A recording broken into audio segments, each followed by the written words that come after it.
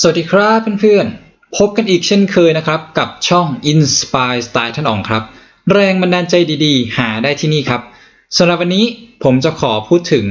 ธีรทรโชว์ของดีครับโค้ชโย่งเชฟปรุงอาหารกับวัตถุดิบชั้นดี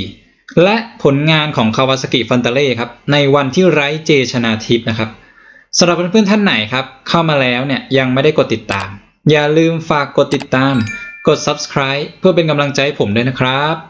ซึ่งก็ต้องบอกว่าตอนนี้ช่องของเราครับมีผู้ติดตามเกิน 1,000 คนแล้วนะครับต้องขอขอบคุณทุกกำลังใจที่เพื่อนๆมอบให้ผมมากๆเลยนะครับเริ่มกันที่เรื่องแรกกันเลยครับธีรทรโชว์ของดีครับปล่อยของให้แฟนๆได้ชมกันครับในฟุตบอลถ้วยลีกครับ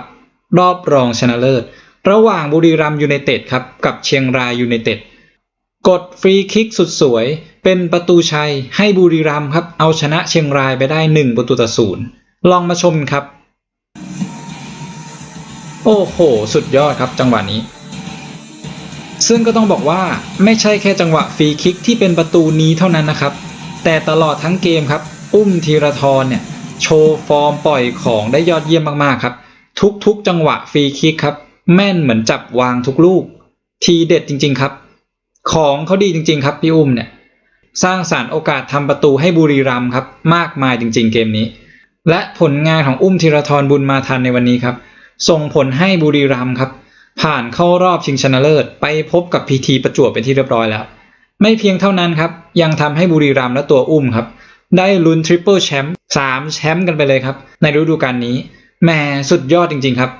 งานนี้ผมอยากรู้จังเลยครับว่าธีรทรเนี่ยมีเคล็ดลับฟรีคิกยังไงบ้างบอกกันบ้างนะครับเพราะว่าผมเนี่ยอยากจะให้เยาวชนรุ่นใหม่ๆครับได้เอาไปฝึกตามกันจริงๆครับสร้างแรงบันดาลใจให้เด็กเยาวชนรุ่นน้องไม่น้อยเลยทีเดียวครับเรื่องที่2ครับฟุตบอลชิงแชมป์เอเชีย U23 ปีรอบสุดท้ายครับที่ทีมชาติไทยของเราครับภายใต้การคุมทัพของโค้ชโย่งวรวุฒิศรีมาคะโค้ชฟ้าลิขิตของเราครับจะนำทีมลงชิงชัยระดับบอลเอเชียกันแล้วนะครับครั้งนี้ด้วยคุณภาพนักเตะที่ได้มาครับคุณภาพขับแก้วทั้งนั้นครับล้วนๆเลยรายชื่อที่เรียกมาครับครบเครื่องไม่ธรรมดาซึ่งก็ต้องบอกว่างานนี้ครับโค้ชโย่งเนี่ยเปรียบเสมือนเชฟปรุงอาหารก็แล้วกันนะครับว่าจะสามารถจับนักเตะคุณภาพเยี่ยมเหล่านี้ครับมาเล่นร่วมกันอย่างไรให้ได้รสชาติกลมกล่อมแล้วก็พาทีมชาติไทยเนี่ยสามารถผ่านเข้ารอบลึกๆไปให้ได้ครับไปถึงแชมป์เลยได้ยิ่งดีซึ่งก็ต้องขอขอบคุณมาดามแป้งครับคุณนวลพันธ์ล่ำซำครับผู้ที่อยู่เบื้องหลังการติดต่อประสานงานจนเราเนี่ยได้นักเตะเหล่านี้มารวมตัวกันได้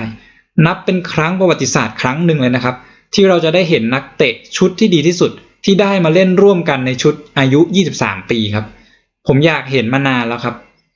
นักเตะทีมชาติไทยชุดU23ปีชุดนี้ครับมีทั้งตัวที่ได้มาจากยุโรปครับมากหน้าหลายตานำทีมโดยน้องกันธนวัฒน์ซึ้งจิตถาวรเบนจามินเจมส์เดวิสโจนาธานเข็มดีครับ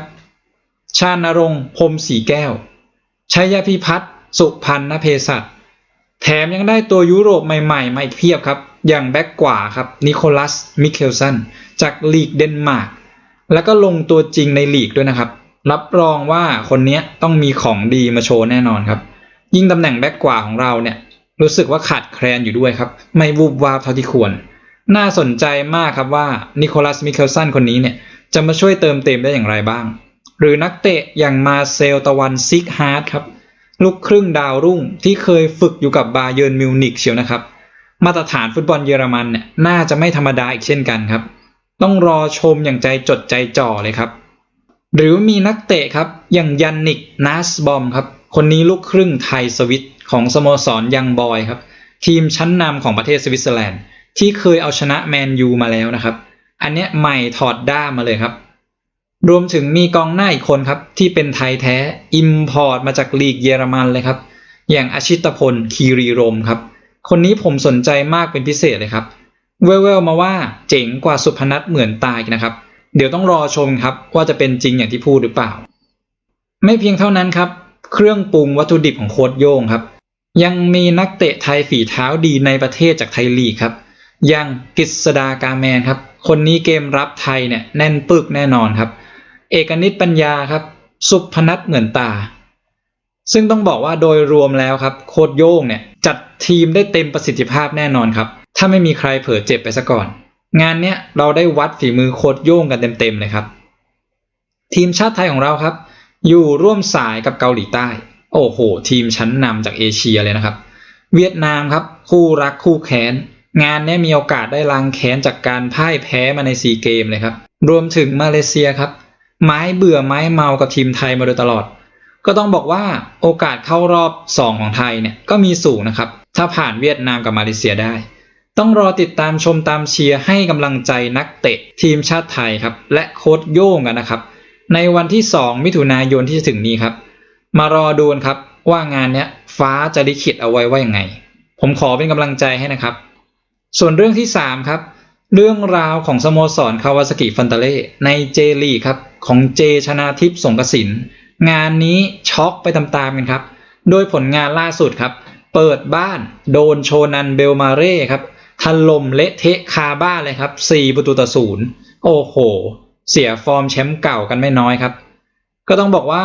ผมต้องขออวยนักเตะไทยของเราครับอย่างเจชนาทิพย์กันหน่อยครับว่าเวลาที่ทีมฟอนตาเล่ขาดเจครับเหมือนขาดใจ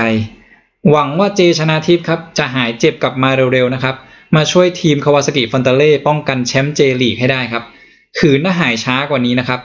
ทีมอาจจะหลุดแชมป์ก็ได้น่าจะบอกให้สู้ๆครับเจชนาทิพย์รอชมผลงานอีกครั้งอยู่ครับเอาละครับเป็นยังไงกันบ้างครับเพื่อนๆถ้าเพื่อนๆท่านใดครับชื่นชอบคลิปนี้อย่าลืมฝากกดไลค์กดติดตามกด Subscribe เพื่อเป็นกำลังใจให้ผมด้วยนะครับและพบกันใหม่ในโอกาสหน้าครับสำหรับวันนี้ผมคงต้องลาไปก่อนนะครับขอบคุณและสวัสดีครับพี่น้องชาวไทย